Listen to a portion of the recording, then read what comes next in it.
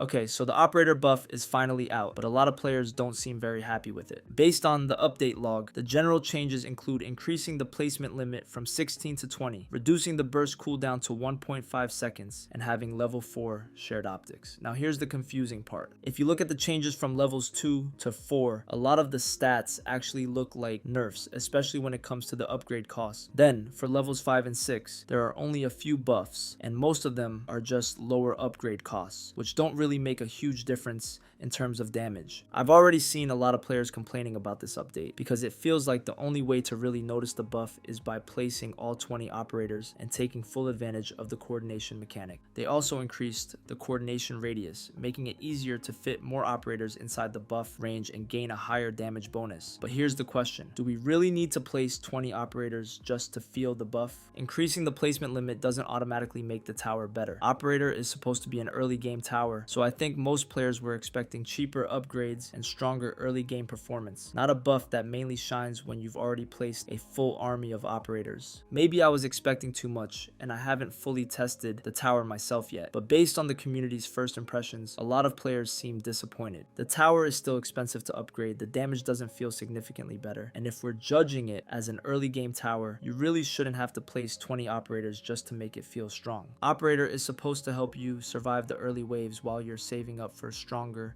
mid and late game towers, but that's just my opinion. I'd love to hear what you guys think about the new operator stats. Do you think the tower is actually better now?